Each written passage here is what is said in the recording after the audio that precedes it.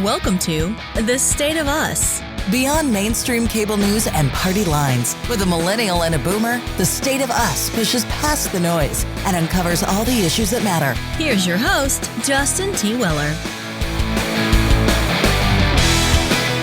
Generation Z is lonelier than millennials and more reluctant to embrace the responsibilities and joys of adulthood.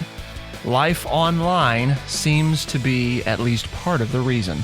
That's according to a recent Wall Street Journal article that we'll be talking about today. Now, it may seem all like doom and gloom, but there are some positives going for Gen Z, and we'll be sure to talk about those as well, including one particular story of interest, a 16-year-old who made $1.7 million in revenue. He hit it big as a pandemic reseller, using tech-savvy skills to exploit the supercharged resale market for scarce goods. So there's a lot to talk about today, but notably, what troubles is Gen Z facing, and is there any hope that they might overcome it? Well, we certainly couldn't begin a conversation on millennials, Gen Z, and tech without TrueChat senior historian and an educator of more than 30 years. Here is your friendly redneck liberal, Lance Jackson. Well, hey, to borrow from Forrest Gump, life is like a box of chocolates, right? You never know what you're going to get till you bite into it. So then you have to learn how to deal with it. That's what the Gen Zers need to do. And we have an example of one who is, right? So, but I looked up the word pessimistic and pessimism. And I'm sure most of us have a definition there, but P-E-S-S-I-M-I-S-M, obviously it's a philosophy, but there were two different philosophies here. The doctrine or belief that the existing world is the worst possible, or the doctrine or belief that the evil in life outweighs the good. I think most of us probably think of the second one when we think of pessimism. And then there is a second definition, and I think this is the one that goes with the story today: the tendency to expect misfortune or the worst outcome in any circumstances. The practice of looking on the dark side of things. And I think, we used to always just sum it up as, is the glass half full or is the glass half empty? And everybody's like, well, what do you mean? Well, and, so fill a glass up, halfway, mark it, fill it up, look at it. To you, is the glass half empty or is the glass half full? If it's half full, you're an optimist. You look on the bright side of things. If the glass is half empty, then you're a pessimist. Just a quick little philosophy lesson so you can figure out what you are or what you are in this moment. But, I found it that being optimistic is just as easy as it is to be pessimistic. So you might as well be optimistic. Now, doesn't mean you don't prepare for bad things to happen, so you know what direction you want to take, but you might as well be optimistic and work hard to make it happen, which is what the guy in the second article is doing. So Justin, where are we with it? Why are young people so down on life? I mean, Jiminy Christmas. I'm old. I know why I'm down on life, because I don't have a whole lot left of it. Oh. I got 20, 30 years left. They've got their whole lives in front of them. I'd love to have that opportunity again. I think before we get into specifically why they're pessimistic, right? Let's mention a few positive things about Gen Z, or at least there we go. Being optimistic. A few things. Start with the positives that the author thinks are positive, but we want to know what you think. So you can send us an email as you're listening today, podcast@thestateofus.org, podcast@thestateofus.org. So the article points out. Hey, I got another question. Yeah. Why should we care? Good question. I think that individuals should care about Gen Z's outlook on life, right? Because it's not just, let's be clear though, it's not just pessimistic, right? It's lonely and reluctant to embrace the responsibilities of adulthood. And that can spell trouble for the rest of us, because whether or not we like to keep this in mind, old generations and young generations are in many ways dependent on one another. And so we need, millennials, who are, your bulk of the workforce at the moment and are starting to take over some of those higher up positions as more Gen X and subsequently boomers retire, right? and millennials are taking those positions. Well, Gen Z's taking a lot of your entry-level positions now, right? They're starting to phase into entry-level positions.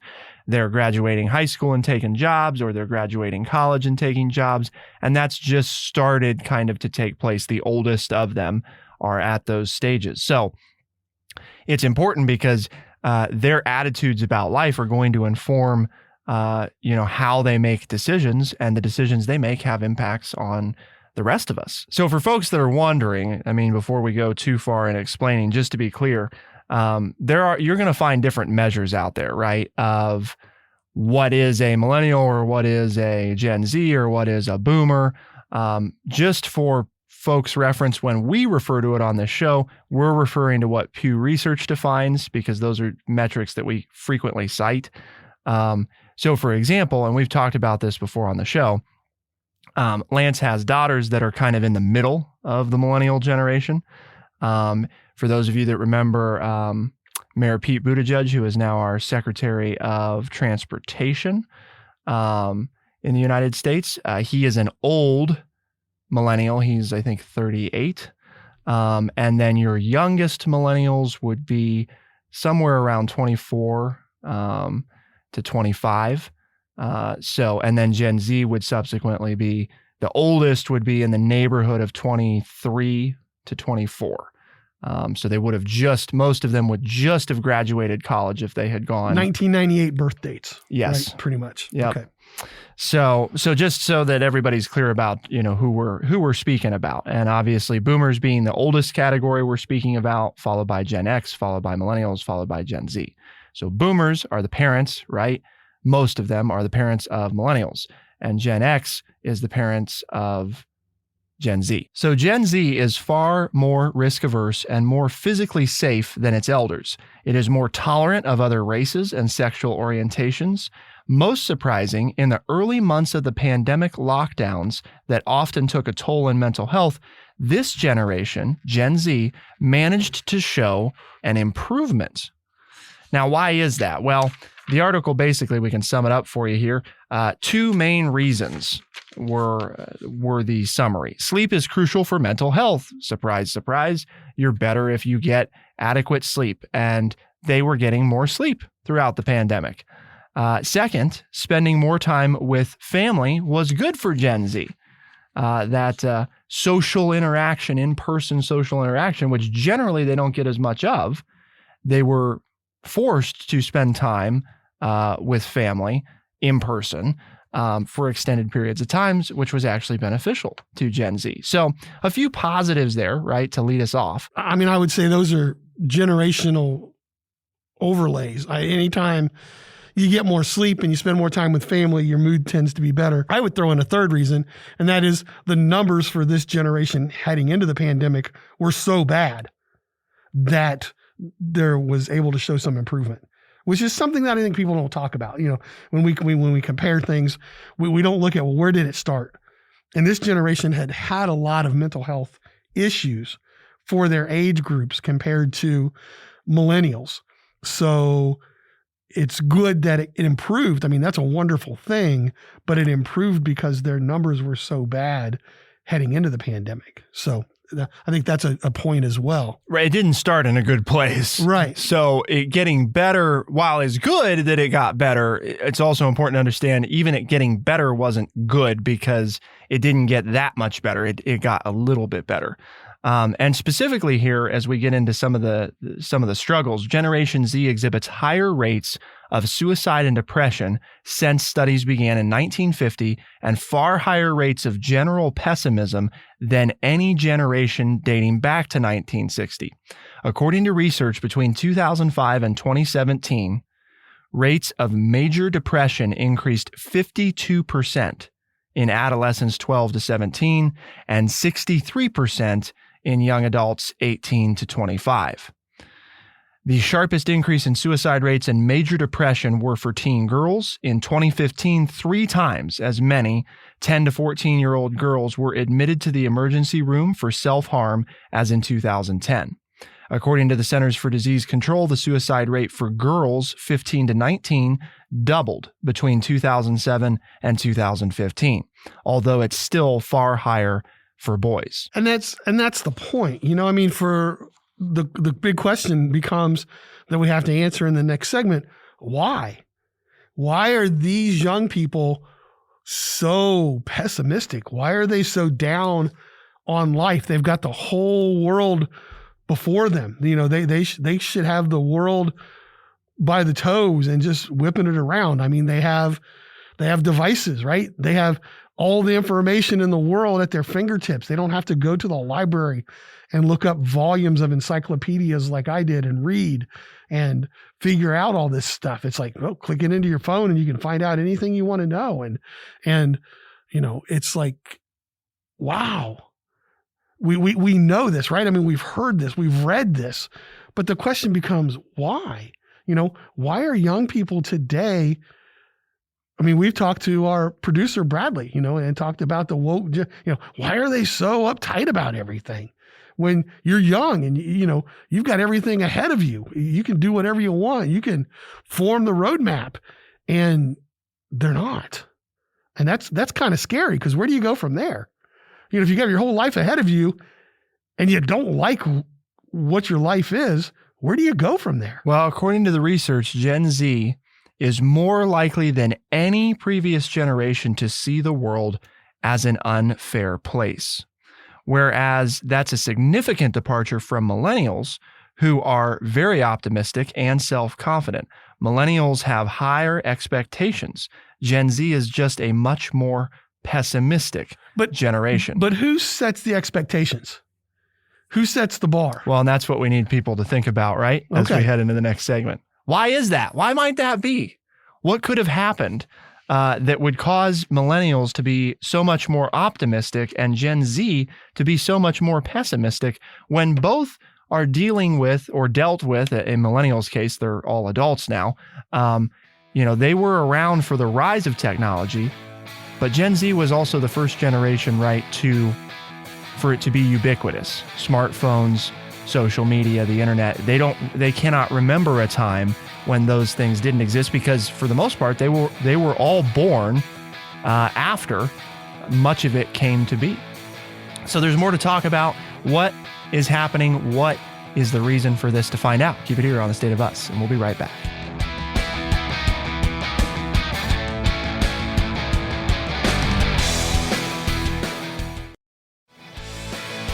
We are The State of Us. Here's your host, Justin T. Weller.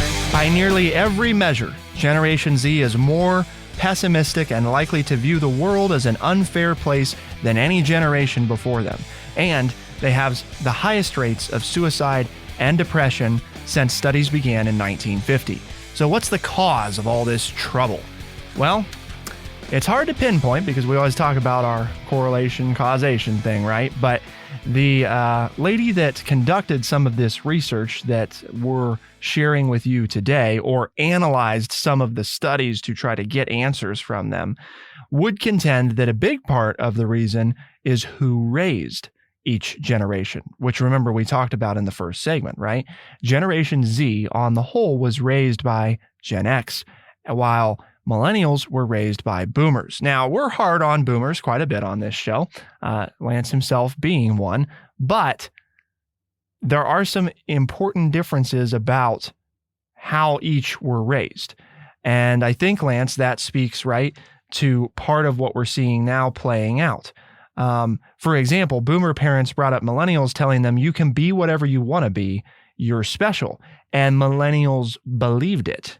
So while we've been hard on that culture of you can be whatever you want to be and you're special, it did have benefits of at least predispositioning millennials to be optimistic about things, right? I can be whatever I want to be. So there were some benefits to it. While Generation Z, on the other hand, they received the you're special message from their Gen X parents. More than any prior generation of American parents, Gen X set out deliberately to raise happy kids, but there was also a shift in parenting from encouragement to fear. as parents' anxiety about the world rose, they seem to have passed that down to their children. So they see mom and dad scared about, right, having you go out in the world, scared about what might happen to you here, or what might happen to you there. And so it's not unreasonable to think that they might be that way, right? Well, I think people forget that. It's like, well, they're just kids. They don't pick up on things like that. Children are so intuitive. I mean, having spent my adult lifehood around young people, choosing to be in education and coaching and all of those things, children know what's going on. And I've talked to parents and said, your child said blah, blah, blah. And they're like, what? How do they know that? Well, because they pick up on things, and as my daughters have gotten older, I found out that when my wife and I were having an argument, we thought we were doing it and our children didn't know that it was going on. And they did, and when we would go out and then we would leave them at home, that, there was anxiety of would we return and things like that. When we thought, oh, they're just happy-go-lucky and there's nothing. So kids are very intuitive. Children are very intuitive and pick up on things. But I think it's that whole mindset of, I remember my wife continually preaching the message to our daughters, life's not fair. Nobody ever said it was fair. And she goes, I'm your mother. I'm not your friend. So there was always that, and I'm not saying that as a bad thing. I think that's something that the parents of Gen Z don't do. You have this, well, my mom's my best friend, or my kids, my daughter's my best friend. No, they're your child. Now, that doesn't mean you wouldn't do anything for them. That doesn't mean that you don't want to help them. That doesn't mean that you don't want them to be successful. But there should be a difference between that. And now the friendship can grow and develop as they get older and they start to experience life. But you're there as the taskmaster, as the rule enforcer. That's not what friends do. You and I are friends, and I don't tell you how to lead your life. If you come to me and ask, a question about something, an opinion, then I'll share it with you. But then I leave it up to you as to whether you take it or not, or whether you use it or not. If you're my child and I tell you to be home by 11 o'clock, you will be home by 11 o'clock, or you will suffer the consequences. And the consequences are you don't go out for the next month or the next week or whatever the rules are that we have established in our household. And I think that causes people to have fear. Now I'm playing a little bit of, psychologist here, but that is when you set up rules and you enforce those rules, that's a safety net for young people. Well, it's almost like, right, and hopefully our listeners are picking up on this, but share with us your thoughts. Send us an email, podcast@thestateofus.org. It's almost like, in part because boomers had more rules for millennials, maybe than Gen X has, or different types of rules even, than Gen X did for Gen Z, that there's this, I've learned where the limits are, or I have some semblance of where the limits are, and when I test them, I'm learning, right, what the boundaries and consequences are. If those things are not there, and it's just kind of, well, what do you think? And what are you going to do? And there's, again, to your point, they're looking for structure and guidance. So if that isn't there, or if it's a more casual form, they're left to try to navigate it on their own. And maybe they're scared. Well, then life's a free fall, right? Exactly. I mean, it's like, well, but you didn't tell me anything, so how do I know what to expect? And danger lurks behind every corner. And so now you're fearful of anything and everything. And that's no way to go through life. I mean, can bad things happen at any time? You bet. But you don't want to go through life dwelling on those, because then you don't ever do anything. You become stiff as a board and you become frozen in time, because no matter which direction I go, it's like being on a beam 100 stories in the air. Right. I can't go forward, can't go backward, I can't go left, I can't go right, because I might fall. And oh my goodness, though, but the big thing is with them, with the Gen Zers, life's not fair. Somebody's got to tell them it's not fair. There isn't anything fair about life. They're never, go all the way back to Socrates, there's no such thing as fair. Now, what are you going to do about it? You're not going to change that aspect of things. But don't be afraid because things aren't fair. Perhaps even bigger though than parenting, Lance, because we've talked about, I mean, it would be kind of unbelievable to think that parenting had no effect, right? Certainly parenting has an effect, but, and this you could relate back to parenting. Exactly. But because I think I know where you're going. Several studies confirm that time online, especially on social media, and the closely related decline of in-person socializing account for today's teens' high rates of anxiety, depression, and self-harm.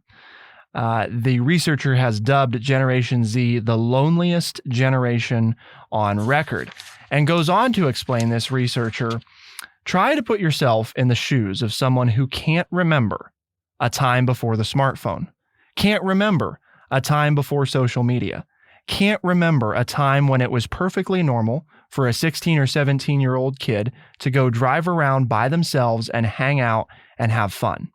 It makes sense they might not be particularly happy. And I was just remarking to Lance before the show, I remember doing that with friends. I mean, that was a thing, it was like, we live in a small, rural community. So what do you do on a Saturday night? And, you don't have school the next day. Well, I go pick up a couple of friends and we drive around in my truck and we listen to music and we talk, and that's Saturday night, right? I mean, that was a thing. And then you go back to me, right? As the boomer, I did my high school time in a city, and I would pick up my friends or my girlfriend and at 6:00 in the evening and get home at 11 or 12 at night.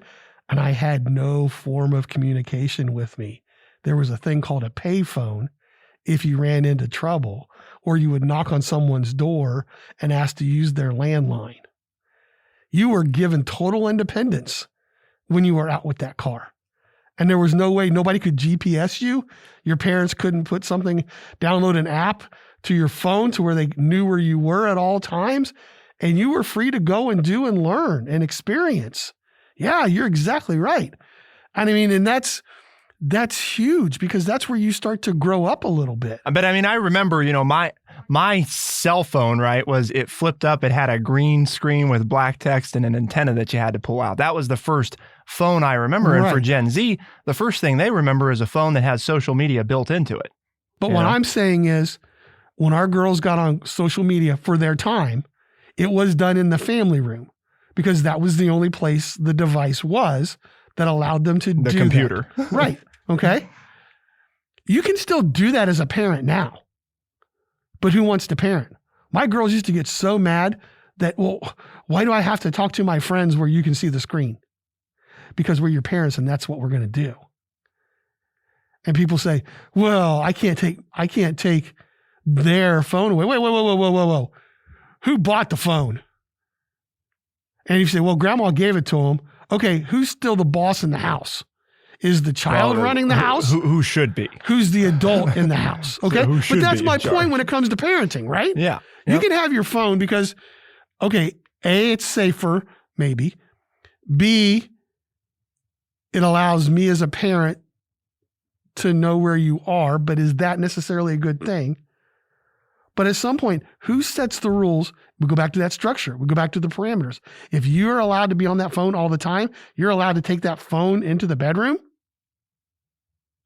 Whose fault is that? That's not the child's fault. That's the adult who's in charge of them.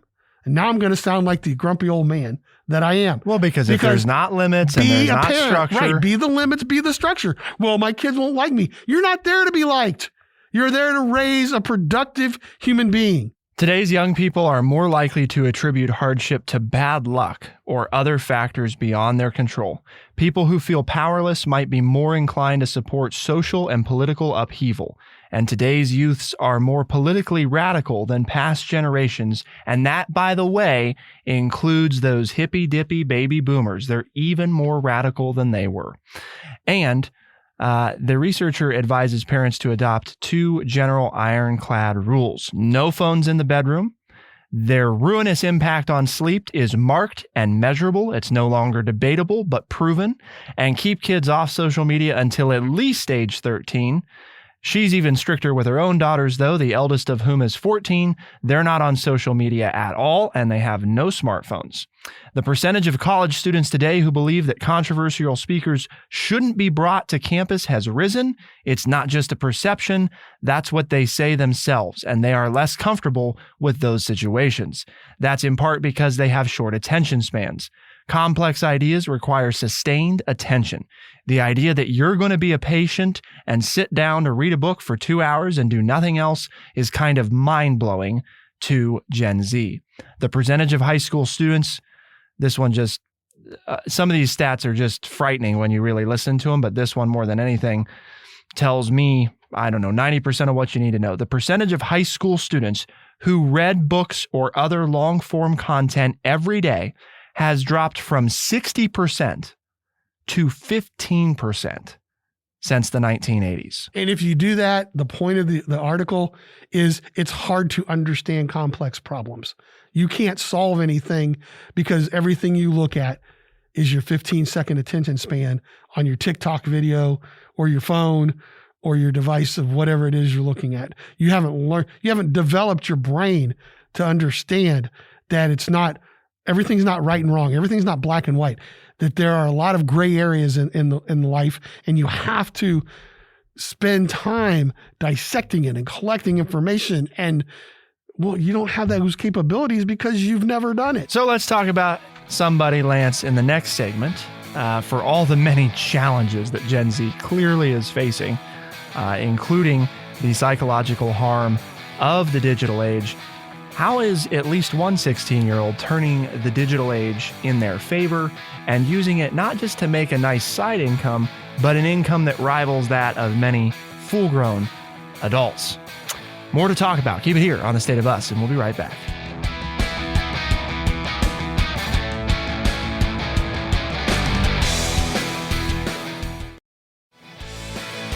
We are The State of Us. Here's your host, Justin T. Weller. So far, we've looked at the real psychological harm that can be caused to young people online. One of the things, though, that's interesting is the article points out different types of online behavior, some that have measurably little to no real impact on happiness, and the ones that have the most drastic. The ones that have the most drastic are the ones that are permanent and the ones that can be seen as a competition. In other words, for example, especially among young girls, apps like Instagram playing into I need to post photos that get a certain number of likes because that's going to validate my self-worth. On the other hand, you have things like what a young man whose name is Max is doing. He did 1.7 million in revenue and 110,000 in profit in a single year after a review by the Wall Street Journal. And he did it all by using online tech savvy to find products that were in demand and gather them and sell them to other people at a markup. And he failed the first time, right? Because the article notes that... Oh, no, we let him fail. He asked for mom's money to sell some stuff on eBay, and he lost a bunch of money. Oh, my gosh. And then he had to pay mom back before he could try again. You mean you can learn something through failure?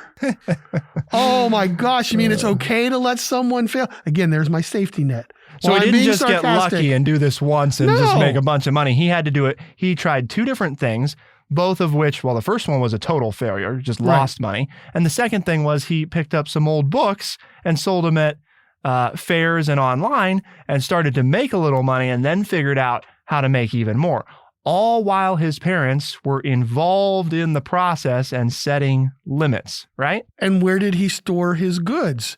In the family garage. Again, out in public where his parents could see the items he was bringing into the house to sell, because that was one of the rules, right? He could sell anything that wasn't, something that somebody needed to sustain their life. But that was a rule his parents enforced and said, no, we're just not comfortable with you doing that. We're not okay with you taking advantage of that part of the market. We're okay with you taking advantage of the consumer goods side, right? The goods that are non-essential. So it's an interesting story and it's not to say that if you put these limits in place that your child's suddenly going to make six figures in a single year, right? I mean, that's probably not super realistic. There's definitely a certain amount of luck involved in this, but the structure and the atmosphere was in place, and Max happened to be excellent at using online media. Well, and he's learning to make contact with people who are in the business that he's in.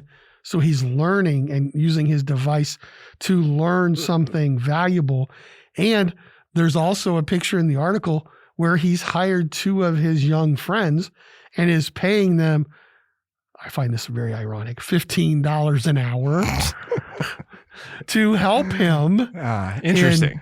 In, his receiving and packaging of goods and getting things out. And yet he still made a profit of over $100,000. He has kept his grades up and wants to go to college and has lifelong plans, right? He's not going to turn this into a business forever. I mean, he might, but that's not his goal, And oh, wait a minute. What's his dad quoted in the article as saying? He has to graduate from high school first. So dads, again, the rule is, dude, you can have this business as long as you keep your grades up and as long as you get a high school diploma. As soon as your grades start to suffer, and oh, by the way, he's taking advanced placement classes in high school, the article says. So he's taking the hardest classes his school has to offer, plus putting 40 hours a week in here and being successful in both. Because his parents said, okay, yeah, you're making all this money. Wonderful. You still got to graduate from high school. If your grades aren't up, you lose the business. It's not all bad for Gen Z. I do think we hit on it at the end of the last segment. I think by far the most critical thing is the growing up in the online space, because having been there more so than ever, I've never been, relative to the average screen time of millennials, mine has historically always been lower. When it got closer to the average and exceeded the average was when I was running for a political office. Now, granted, that's on a scale where you're intentionally trying to get people's attention and put the message out there. But I would contend that that's a lot of what social media is all the time anyway. You may not be consciously thinking it all the time, but I think that that's part of the subconscious reality of what's happening. I was far happier when that was over, and I was happier before it began, because there is something to be said of the point that the article makes that I thought was excellent. Online social life may not bring the physical perils of drunk driving or date rape, but it does seem to do real psychological harm to people. They're in this world where you have to be on social media, yet being on social media can be really negative. In an instant, Generation Z can be permanently banned or humiliated or exposed in front of thousands or even millions of not just friends, but strangers. I think this idea that everything can potentially be public has had an enormous effect on young people. They are very, very cautious. And I think it's also one of the reasons why they're more mentally vulnerable. It's because they feel like they're walking on eggshells all the time. And I think that is a very apt analysis of what that does to people. Because, and I don't think it's just young people. We as people are just not, that's not how we were ever built to process. We were, for hundreds of years, small communities and small groups of people living together, at most 20, 30, 50 people that you realistically cared about what they thought about you. Now you're doing that on the scale of millions, and that is just, again, our primitive brains are not designed to handle that kind of input. And now you're not asking just adults, you're asking young children who are not fully developed, who do not have those coping skills to do that. Well, we shouldn't be asking them to do that. Right. While you were talking, I couldn't agree with you more, but I'm thinking, the parenting. Where are the parents? Where are their adults to navigate them through this and not allow them to do those kinds of things, to set up the parameters, to set up the structure, to keep that from happening? Because the biggest difference is they're doing it probably unknowingly, You did it by choice. Right. And were an adult and had your safety net around you. And I understand that it was still tough and it's hard, and I couldn't agree with you more as being a part of it. I know what it did to you, but you were an adult and you had your safety net around you. What we're talking about are teenagers and preteens who are doing this without the safety net, without the rules. And I couldn't agree with you more. It's no wonder they have such issues. Well, part of it too, right, is, I mean, there was a conscious choice. Okay, now I'm going to go do this, right? And not knowing exactly how it's going to work out, but making that choice. These children are being slowly roped in over time. They're being thrown a growing phone up with it and saying, "Get away from me. Go entertain yourself." Mm-hmm. Sorry, I don't mean to interrupt you. Yeah. I apologize for that. But the phone has become the babysitter instead of the human interaction. Go back to the original point you made. Why has the pandemic helped these kids? They got to spend more time with their families and they got more sleep. Yep. Which means they weren't on their device as much, which means they were mentally healthier. That's the message I think that we need to take away if you're an adult listening to this. And if you're a young person listening to this and there's not an adult that will make you set your phone aside, you need to do it for yourself. That's what this adult is going to try to teach you. You need to set your phone aside. Don't take it into the bedroom with you. Charge it into the kitchen or whatever, and tell people, "I'll be back in 8 or 10 hours." And let your friend group know that that's what you're going to do.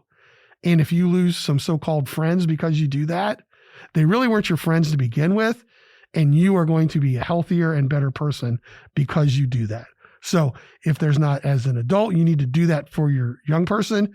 And if you're a young person who doesn't have that adult guidance, you need to do that for yourself. And that's part of why we're having these conversations today. They're not always easy and they're not always fun, but they're important. And as we talked about at the beginning of the show, when Lance asked, why should we care?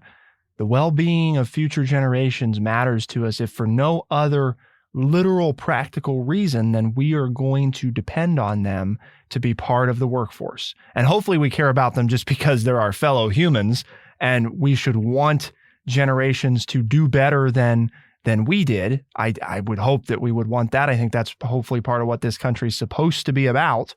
But even if you don't want that, it's just, again, I think that hardcore black and white fact of you're going to need them, and do you want them to be an emotional, unstable wreck who's not interested in being an adult? No, because we can't build a society on that. So why are we having these conversations, Lance? Well, our mission here at True Chat is to educate people by providing honest, open, and respectful conversations. We've had that today. Share your thoughts with us. Send an email to podcast@thestateofus.org and share what you think about it. Share it with your friends. Share it with your family. Share it with your coworkers. See what they think about it. Get people listening, because that's how we're going to change the world and make it a better place. Where can you find us? You can find us on Spotify, Overcast, Stitcher, Apple Podcasts, and everywhere podcasts are found. The State of Us is available Tuesdays and Thursdays by 4 a.m. Eastern Time as a podcast. We're also heard on the weekends in select talk radio markets around the country. For The State of Us on True Chat in Urbana, Ohio, I'm Justin T. Weller. I'm Lance Jackson. Special thanks to our Gen Z producer, Bradley Butch, and thank you all, our audience, from across the generational spectrum, for tuning in. We'll see you next time. Be the change.